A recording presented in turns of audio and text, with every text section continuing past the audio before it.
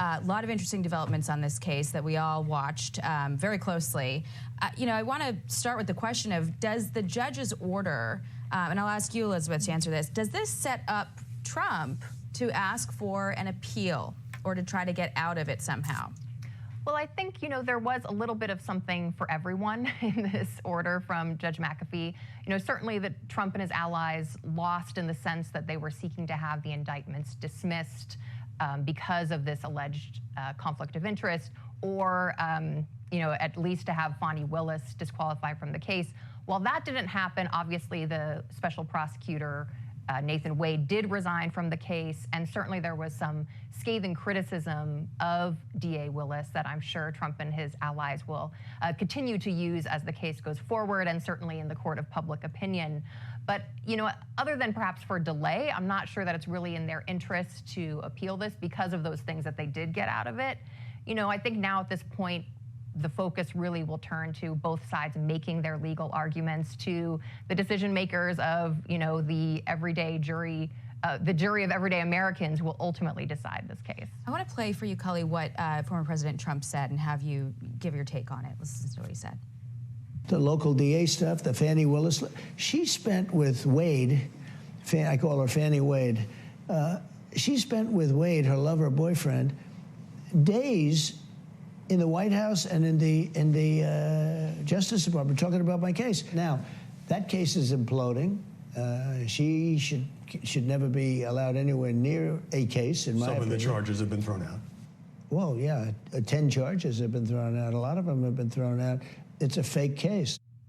Is he able to make that argument in the court of public opinion in a way that's more successful now, Cully? Well, he certainly will do what he wants to do. We've seen that over the years. But ultimately, this case is going to be tried, to Elizabeth's point, in front of a judge or jury in Atlanta, in Fulton County.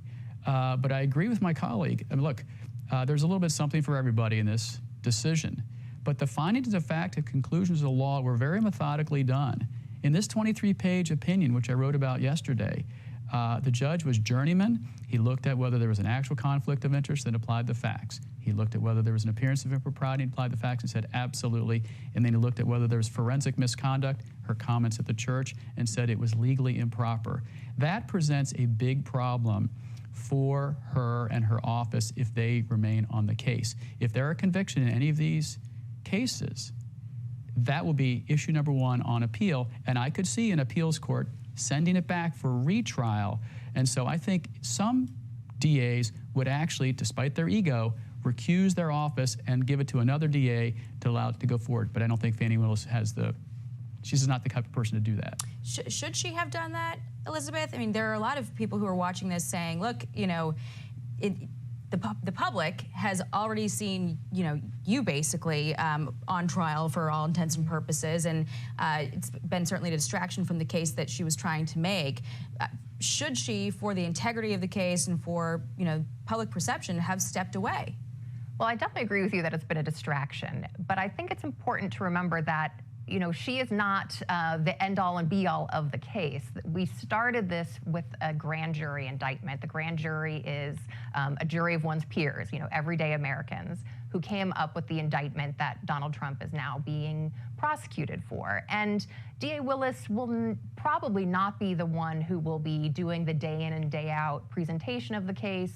She probably won't be making the opening argument. I mean, she might, we don't really know at this point, but there are a lot of people on the team, not just DA Willis. And I think if she were to recuse herself and her whole office, that would substantially delay the case in a way that really isn't in the interest of justice or in the interest of Americans wanting to get this settled before the election.